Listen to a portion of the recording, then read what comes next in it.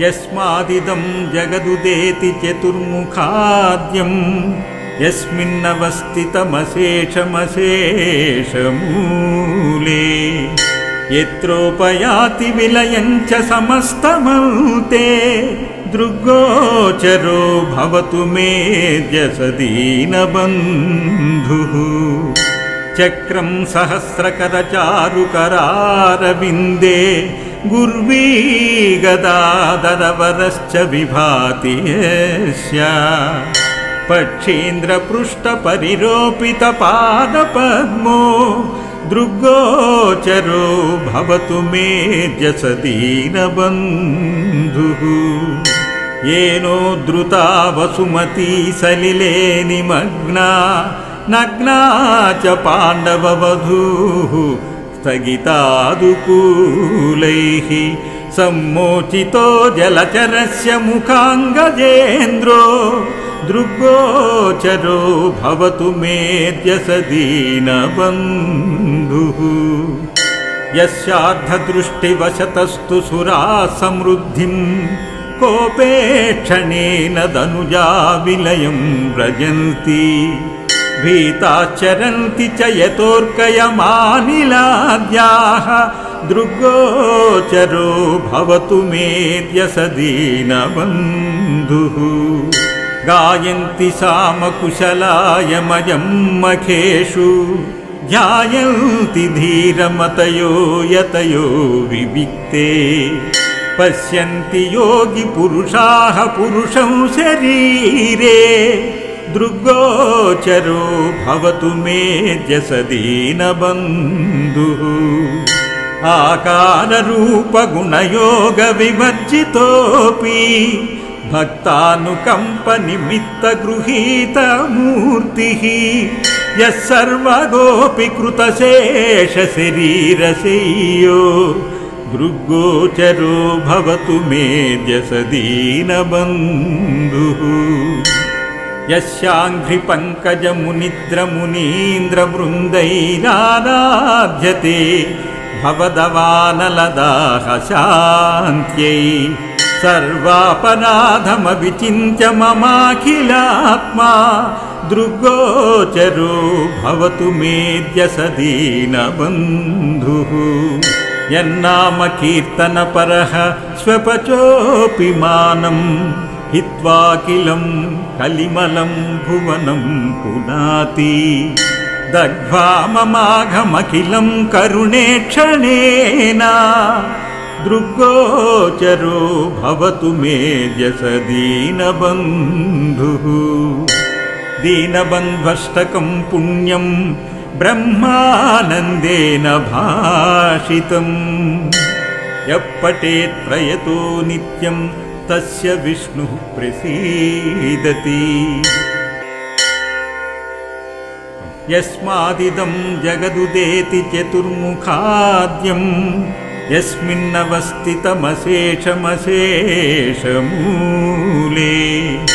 यत्रोपयाति विलयं च समस्तमन्ते दृग्गोचरो भवतु मेऽद्यसदीनबन्धुः चक्रं सहस्रकरचारुकरारविन्दे गुर्वी गदाधरवरश्च विभाति यस्य पक्षीन्द्रपृष्ठपरिरोपितपादपद्मो दृग्गोचरो भवतु मेऽद्यसदीनबन्धुः येनोद्धृता वसुमती सलिले निमग्ना नग्ना च पाण्डववधूः स्थगितादुकूलैः सम्मोचितो जलचरस्य मुखाङ्गजेन्द्रो दृग्गोचरो भवतु मेऽद्यसदीनबन्धुः यस्यार्धदृष्टिवशतस्तु सुराः समृद्धिं कोपेक्षणेन दनुजा विलयं व्रजन्ति भीताश्चरन्ति च यतोऽर्कयमानिलाद्याः दृग्गोचरो भवतु मेऽद्यसदीनबन्धुः गायन्ति सामकुशलायमयं मखेषु ध्यायन्ति धीरमतयो यतयो विविक्ते पश्यन्ति योगिपुरुषाः पुरुषं शरीरे दृग्गोचरो भवतु मेऽद्यसदीनबन्धुः आकाररूपगुणयोगविवर्जितोऽपि भक्तानुकम्पनिमित्तगृहीतमूर्तिः यः सर्वगोऽपि कृतशेषशरीरशय्यो दृग्गोचरो भवतु मेऽद्यसदीनबन्धुः यस्याङ्घ्रिपङ्कजमुनिन्द्रमुनीन्द्रवृन्दैराराध्यते भवदवानलदाः शान्त्यै सर्वापराधमविचिन्त्य ममाखिलात्मा दृग्गोचरो भवतु मेऽद्यसदीनबन्धुः यन्नाम कीर्तनपरः स्वपचोऽपि मानं हित्वाखिलं कलिमलं भुवनं पुनाति दग्ध्वा ममाघमखिलं करुणेक्षणेन दृग्गोचरो भवतु मेऽद्यसदीनबन्धुः दीनबन्ध्वष्टकं पुण्यं ब्रह्मानन्देन भाषितम् यः पठेत् प्रयतो नित्यं तस्य विष्णुः प्रसीदति यस्मादिदं जगदुदेति चतुर्मुखाद्यं यस्मिन्नवस्थितमशेषमशेषमूले यत्रोपयाति विलयं च समस्तमन्ते दृग्गोचरो भवतु मेऽद्यसदीनबन्धुः चक्रं सहस्रकरचारुकरारविन्दे गुर्वी गदाधरवरश्च विभाति यस्य पक्षीन्द्रपृष्ठपरिरोपितपादपद्मो दृग्गोचरो भवतु मेऽद्यसदीनबन्धुः येनोद्धृता वसुमती सलिले निमग्ना नग्ना च पाण्डववधूः स्थगितादुकूलैः सम्मोचितो जलचरस्य मुखाङ्गजेन्द्रो दृग्गोचरो भवतु मेऽद्यसदीनबन्धुः यस्यार्धदृष्टिवशतस्तु सुराः समृद्धिं कोपेक्षणेन दनुजा विलयं व्रजन्ति भीताश्चरन्ति च यतोऽर्कयमानिलाद्याः दृग्गोचरो भवतु मेऽद्यसदीनबन्धुः गायन्ति सामकुशलायमयं मखेषु ध्यायन्ति धीरमतयो यतयो विविक्ते पश्यन्ति योगिपुरुषाः पुरुषं शरीरे दृग्गोचरो भवतु मेऽद्यसदीनबन्धुः आकाररूपगुणयोगविवर्जितोऽपि भक्तानुकम्पनिमित्तगृहीतमूर्तिः यः सर्वगोऽपि कृतशेषशरीरशय्यो दृग्गोचरो भवतु मेऽद्यसदीनबन्धुः यस्याङ्घ्रिपङ्कजमुनिन्द्रमुनीन्द्रवृन्दैराराध्यते भवदवानलदाः शान्त्यै सर्वापराधमविचिन्त्य ममाखिलात्मा दृग्गोचरो भवतु मेऽद्यसदीनबन्धुः यन्नाम कीर्तनपरः स्वपचोऽपि मानं हित्वाखिलं कलिमलं भुवनं पुनाति दग्ध्वा ममाघमखिलं करुणेक्षणेन दृग्गोचरो भवतु मेऽद्यसदीनबन्धुः दीनबन्ध्वष्टकं पुण्यं ब्रह्मानन्देन भाषितम् यः पठेत् प्रयतो नित्यं तस्य विष्णुः प्रसीदति। यस्मादिदं जगदुदेति चतुर्मुखाद्यम्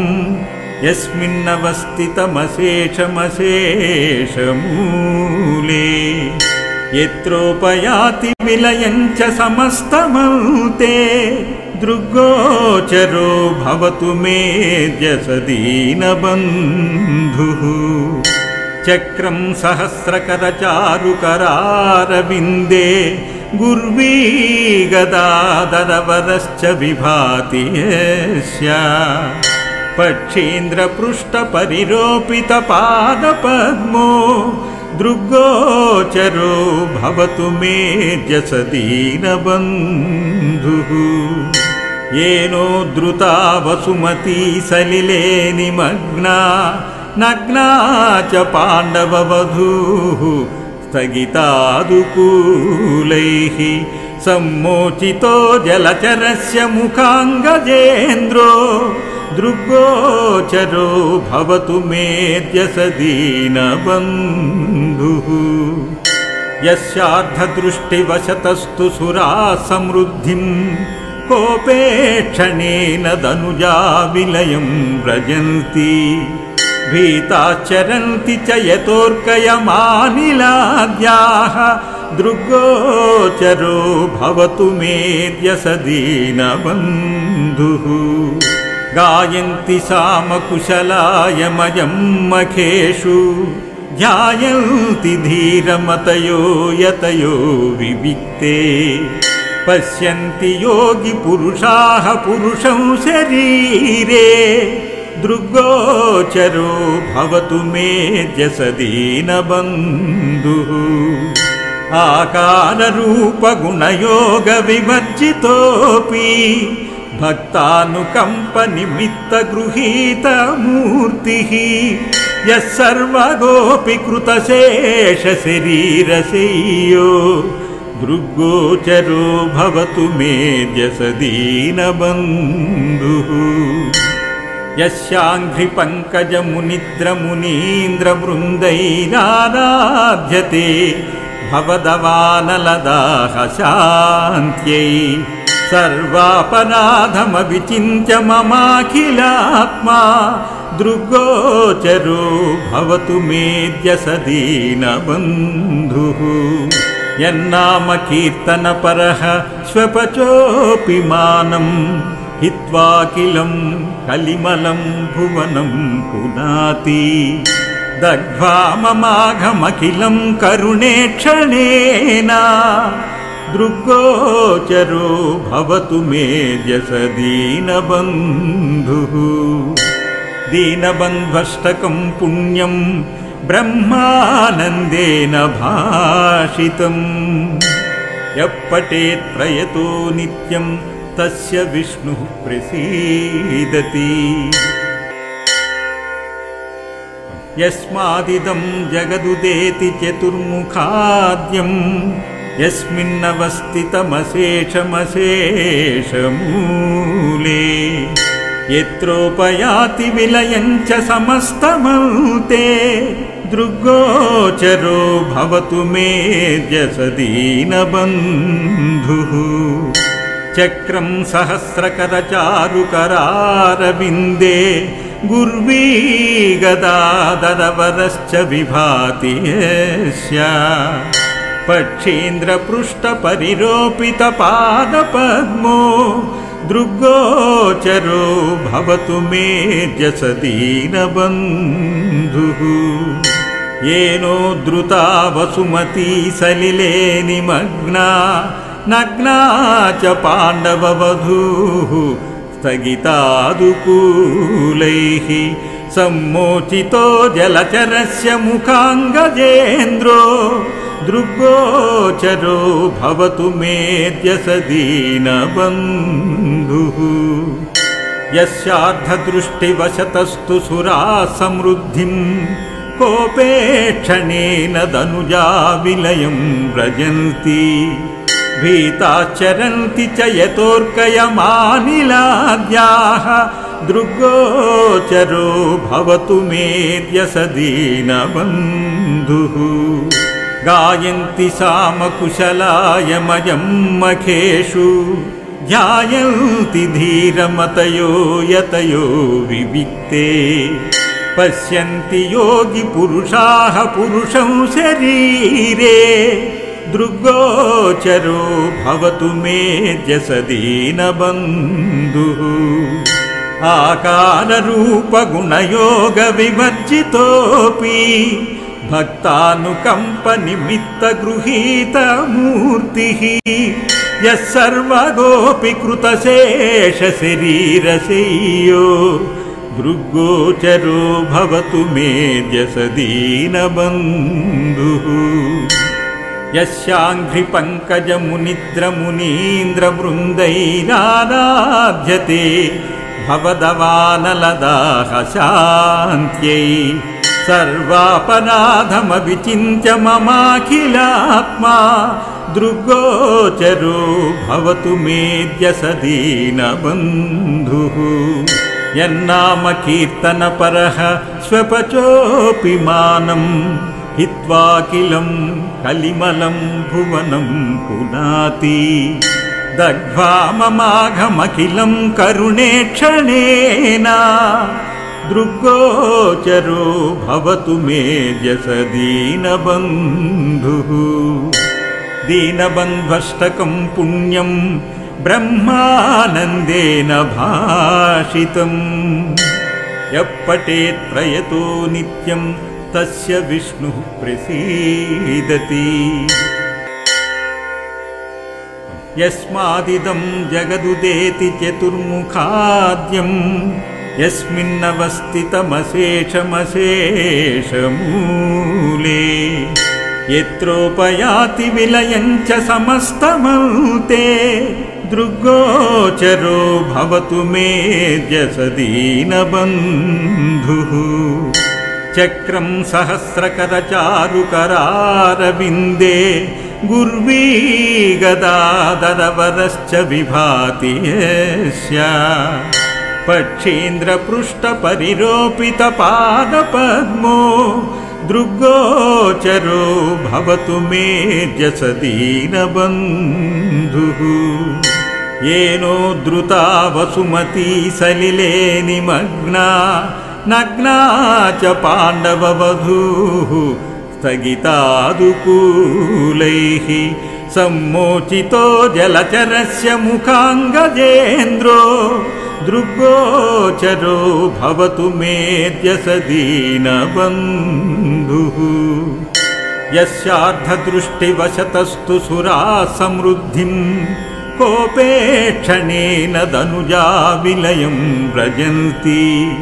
भीताश्चरन्ति च यतोऽर्कयमानिलाद्याः दृग्गोचरो भवतु मेऽद्य दीनबन्धुः गायन्ति सामकुशलायमयं मखेषु ध्यायन्ति धीरमतयो यतयो विविक्ते पश्यन्ति योगि पुरुषाः पुरुषं शरीरे दृग्गोचरो भवतु मेऽद्य दीनबन्धुः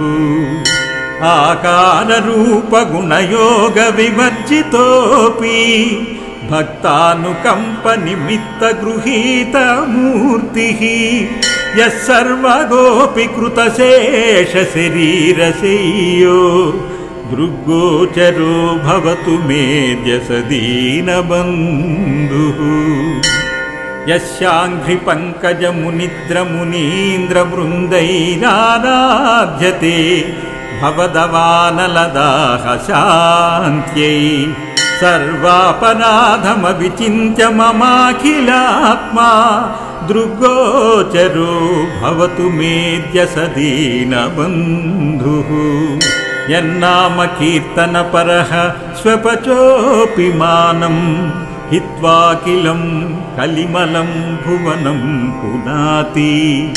दग्ध्वा ममाघमखिलं करुणेक्षणेन दृग्गोचरो भवतु मेऽद्य दीनबन्धुः दीनबन्ध्वष्टकं पुण्यं ब्रह्मानन्देन भाषितम् यः पठेत् प्रयतो नित्यं तस्य विष्णुः प्रसीदति इति श्रीपरमहंसस्वामी ब्रह्मानन्द विरचितं दीनबन्ध्वष्टकम् सम्पूर्णम्।